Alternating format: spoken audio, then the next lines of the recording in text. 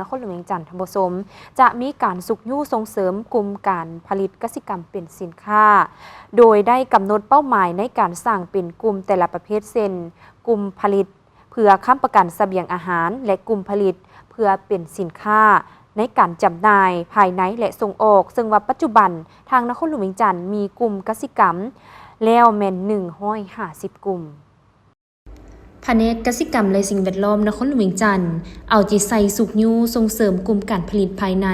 เพื่อลดพรการนำเข้าพร้อมทั้งเผยแพร่เทคนิควิชาการจากการผลิตการปรุงแต่งขั้นต้นโดยเน้นใส่พืชและสัตว์เป็นหลักเส้นกลุ่มปลูกข้าวพืชผักไม้ให้มากและพืชอุตสาหกรรมด้านการเลี้ยงสัตว์แม่นสุ่มใส่การเลี้ยงหมูสัตว์ปีกและปลาปัจจุบันมีกลุ่มการผลิตกสิกรรม150 กลุ่มมีสมาชิกทั้งหมด 13,772 ครอบครัวและ8สหกรณ์สำหรับมาตรการในการสุกยู่ส่งเสริมได้กำหนดเขตจุดสุ่มในเมืองเป้าหมายโดยเฉพาะแม่นหาเมืองนอกได้กำหนดประเภทพืชและสัตว์ที่จะไปสุกยู่ส่งเสริมเป็นบริมาสิทธิ์เช่นหมูป่าสัตว์ปีกข้าวและพืชผักที่ได้เอกภาพกับกระทรวงเกษตรกรรมและสิ่งแวดล้อมได้กำหนดเป้าหมายในการสร้างเป็นกลุ่มแต่ละประเภทเช่น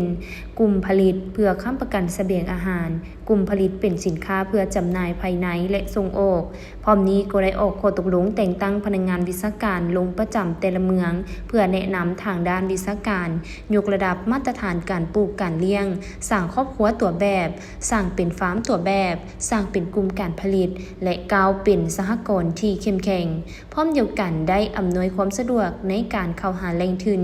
SME และทุนนโยบายของรัฐบาลที่มีดอกเบี้ยต่ำพร้อมทางสุกยู่ส่งเสริมบรรดากลุ่มและสหกรณ์ให้เข้าถึงการปรุงแต่งผลิตภัณฑ์กสิกรรมขั้นต้นและตลาด